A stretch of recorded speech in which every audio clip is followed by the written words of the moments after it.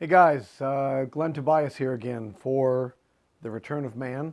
And this is day, what are we at? L-E-A-D-E, day 5 of the 45 days to find your leadership rhythm. Today what we're talking about, L-E-A-D-E, and that is leaders earn. They earn the trust and respect of their team.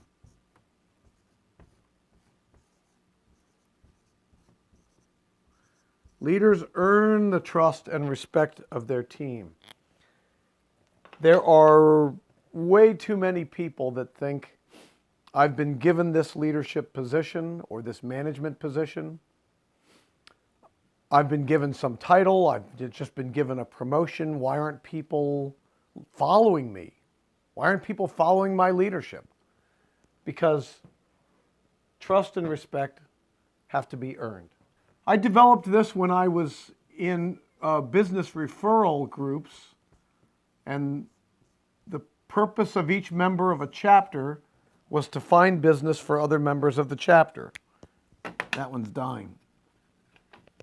So I came up with this acronym, REFER, right? It's not reefer man, it's refer, okay? Refer business. So it's all about seeing what's in their best interest.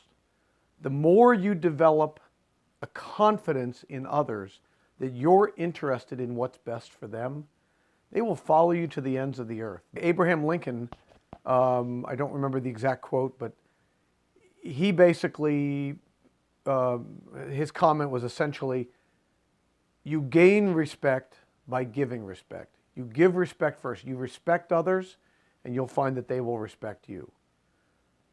When you spend your time whining, worrying, how come people don't respect me? I'm supposed to be a leader, nobody's respecting me. You know what? Drop that. You respect others, and you'll find them respecting you. So it's all about seeing, what can I do to develop others? So you build relationships. Talk about something that's a whole set of courses in and of itself. You spend a lifetime developing that skill. You build relationships. From there, once you get to know somebody a little bit, you start exploring opportunities. Explore opportunities. When you start learning about a person and you build a relationship that way, and actually this whole thing really feeds back to, it is part of this building, that this is how you build a relationship. Once you start learning about them, you start looking for things that would be good for them. Opportunities they would enjoy, opportunities they might need, people they might want to meet. The more you pour into them, the more you're gonna build relationship by exploring opportunities that would serve that person. From there, the two of you sit down. This is a great time to have a cup of coffee together, and you formulate a strategy. And let's say it's as mundane as the person you're building a relationship is looking for a job.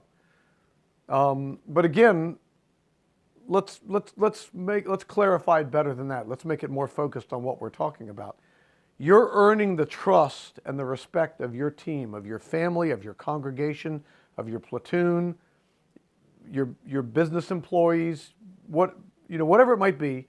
You're earning their trust and respect. So you're building relationships, you explore opportunities, you're going to formulate a strategy. So you might sit down with them and say, hey, I know somebody that would really be able to help you, your son, your brother, that project you want to work on. I know somebody who really is interested in that and has some real experience.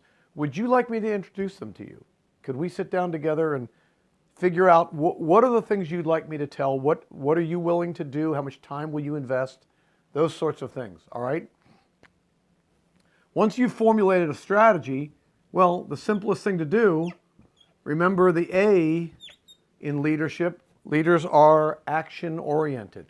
Okay, don't spend forever on this. Just, a half hour, cup of coffee, figure out a way to get the thing started, and then go execute. Okay? Once you've executed on the first phase, go back and review. Okay? And then you just rinse and repeat. All right? So build relationships, explore opportunities, formulate a strategy, execute on that strategy, review, and that helps you build the relationship, which then you just keep that cycle going. Is when you're building a relationship with a person, you can't really have a relationship, much of one, unless there is trust, right? So it's built on a foundation of trust. Why did I draw that at an angle? I have no idea. So from that, here are some things you can do. You can be trustworthy. Please don't say things to people that you have no intention of doing. Okay? It's pretty old-fashioned, but it's never really changed. People want you to do what you say you're going to do, and they don't want you to say stuff that you don't intend to do. And if you say something that you didn't get done, go back and make it right. You seek that person out. Don't make them come to you. You go to them and say, look, I know I promised you this. This happened, that happened, I became stupid. Whatever the reasoning, it doesn't matter. Just go back and confess it to them. Make yourself impossible to be without. Depending on how important you want to make your relationship with that person, make yourself impossible to be without. What if I was to remember their birthday and call them, text them, send them a card, whatever? If I just always acknowledged their birthday. What if I did like a good friend of mine, Rob, a guy I've learned so much from. When I first met Rob, he had a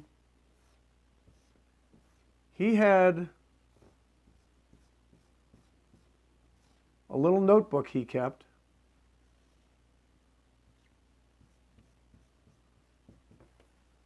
And when you would tell Rob a need that you had, a condition that you had, the name of a family member, whatever the case, Rob would crack open that little notebook and he would make notes in it about it. And it might be 3 months later and you would see Rob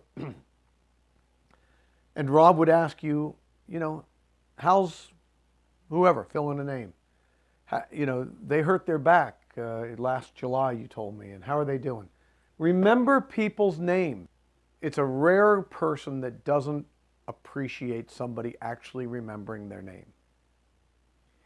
And if guys are going to build relationships and earn trust, for most guys, we put up walls so quickly that when you meet a guy, you have to jump over that wall before he can get it built and help him build that wall if he needs to. So you know what, I'm in here with you, it's you and me, let's build this wall, we'll protect ourselves, and then little by little we'll get you more comfortable and we'll get you outside of this wall. You got to get over that wall quickly, and names are a great way to do it. When you remember a guy's name, one of the tricks I'll do is if I'm sitting in a group of people, as conversation is getting started, I'll take well now these days I do it with my phone, but I used to take a notepad or whatever, and I would just diagram out the room. And as people would introduce themselves, I would jot down their name. And each time a new guy would say, you know, I'm Marvin, I'd go, okay, Gus, Harry, Marvin. And then Jack would introduce himself, and I would say, Gus, Harry, Marvin, Jack. And I'd go around that room like that until I could address people by their first name. But all of these things, guys, basically show people that you care about them. And if leaders are going to be powerful and sustainable, that's the big thing. Sustainable leadership comes when you show that you care. All right, so that's lesson 5. That probably was already longer than I wanted it to be. Hey, please go down and click the subscribe button. And if you wouldn't mind hitting that thumbs up thing, that helps us with the algorithms out there and how they rank the relevance of your video. And then share this with other people. Share this whole series. Have a great one.